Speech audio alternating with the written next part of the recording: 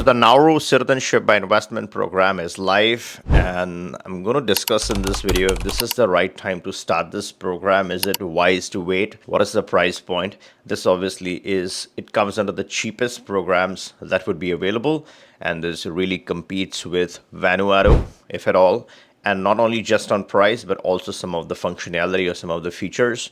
So I'm going to discuss the comparison. The main point of this video is to discuss the technical details.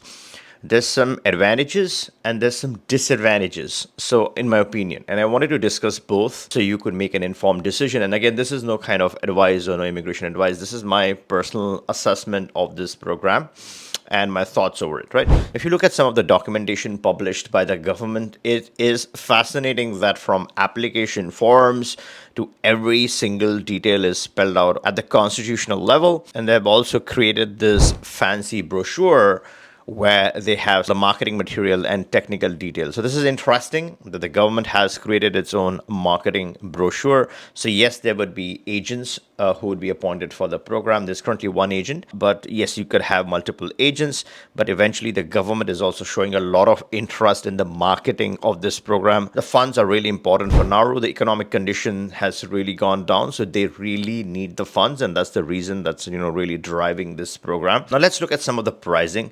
Now, for a single applicant, it's 105 plus the fees, right? The application fees of 25K. So 105K plus 25K is 130 at this point. There's the due diligence fee of 10K, which makes this program 140K outright. And then there's other fees, right? The passport fees of 500, so 145, and there'll be some other fees. So it's 150K for a single applicant. So that's the price for one person. If you're including additional family members, let's say it's a family of 4, let's say it's children, wife, that kind of setup, then you're looking at 110K plus 27.5, right? Because it's 110 for a family, and then the processing fee for the family are slightly higher. And then you're adding due diligence of 10,000 for the primary and 7,500 for each of the other two dependents. So that takes it to 150, 160, 165. So around 165, you could get this for your whole family. And this is a sunk cost. This is cost out of pocket. You're not going to recoup any of this. So I'm going to discuss the advantages of this program and the disadvantages of this program. But before that, I think it's very important to understand the cost comparison between this one and the Vanuatu. Vanuatu for one person is 130. So when you compare 140 with 130, this one, the Nauru, is $10,000 more expensive for a single person. And if you're looking at a family of 4, then you're looking at 160, right? That 160 mark. So both clock in at 160, or let's say the Vanuatu is slightly cheaper, it's 155, and this one is 165. So there's still that 10K of difference between the two programs. But the thing with Vanuatu is that a good chunk of that money, let's say $50,000, is in the funds. So it's not a pure donation, it's partial investment. So when you put 50K in a fund, then you generate interest on that. Interests really based on the fund that you're signing up for. The interest really varies from 2% to all the way up to 18%. So you can get up to, potentially you can get up to $65,000 back in cash out of that money that you put. Here, all the monies are going to go in fees or donations. You're not going to really recoup any money back. Now, what are the advantages of this program? I think the only advantage of this program is that you have that UK access. Now, other programs had the UK access and then it got terminated. But this one has the UK access. It does not have the Schengen access. There's another disadvantage regarding some of the access, vital access, which is usually available on most of the other passport, but this passport is missing, is that of course it does not have any of the EU. It doesn't have Albania. It does not have Bahrain, Belarus, Belgium. It doesn't have Brazil. Now this one, it was important because a lot of people want the Brazil access for various reasons for them and their family. So let's say you're having a child in Brazil, you want a visa-free access. So Brazil is not on the list. China is not on the list. Chile, you don't get access to Chile. There's no access to Colombia. So this is a little disappointing. There's no access to El Salvador. Now, El Salvador, a lot of passports actually have it, but this one, for some reason, they have no access to El Salvador, no access to France. I mean, none of the EU, right? So France is included. No access to Estonia, Greece, No access to Guyana, no access to Indonesia.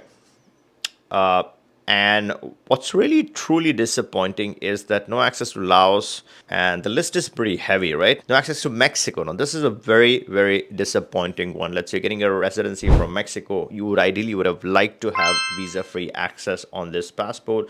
And then apart from no EU, there's a lot of other places in Europe, right, which aren't that strict. They are mostly available on other passports, but this passport is missing it. No Montenegro, no Serbia, no Oman, no Paraguay. Paraguay is a disappointment because in Paraguay you could get a residency by entry. Let's say you're doing the visitor free, you can still be eligible for the temporary residency, but this passport is missing Paraguay. Philippines. This has no visa free to Turkey, no visa free to Tunisia, and there are so many. This is just a few that I picked up from the list. This is an exhaustive list. So the biggest disappointment is that it does have UK. For now, it does have that, but it really is missing some crucial access in Latin or South America. The meat of this, right? If you look at some of the application forms and the list of documents that are required, the questions that they're asking on those application forms, they're literally asking a lot of stuff, not just for you, but also your family. In addition to that, this is one of those countries that is asking you for your entire global net worth. So they want to know every single penny that you hold and how you got that net worth. What is the source of that income? So there are certain citizenship by investment programs that ask you for the funds that you're paying to them, accountability for those funds. But this is one of those programs that wants to know absolutely every single detail about your net worth.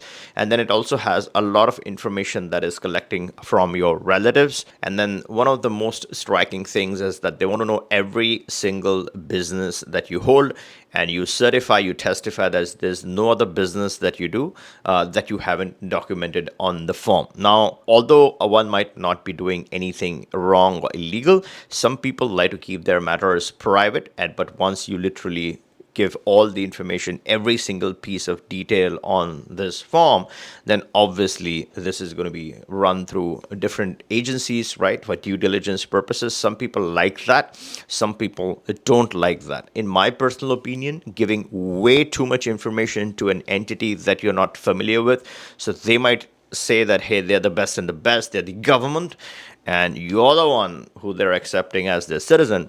But at the same time, it's your information, so you have to decide whether you want to literally give everything away or you want to stay away from governments or countries or forms that's asking for way too much information. And I'm not saying particularly in Nauru, but in a lot of cases that information is collected by someone else. Someone else has asked them to collect that information, so then all the decision making can happen at the top, right?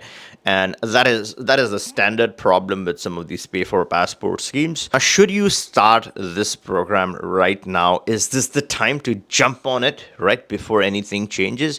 Well, that's totally up to you, right? Depends upon how you think about it. There'll be a lot of analysis on this, and I provided my own assessment and analysis on this.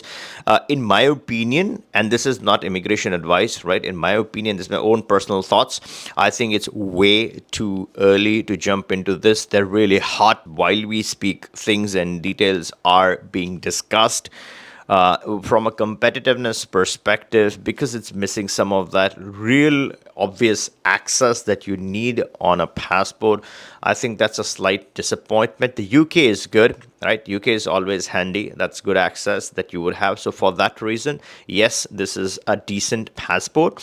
Now, is this the right time to get it? In my personal opinion, no, it's better to wait for 6 months to 8 months to see how this progresses. But if I were to choose, let's say, a program between this one and Vanuatu, if I had to make a choice at this time, I think Vanuatu is faster. They claim 45 days. This is saying 3 months to 4 months.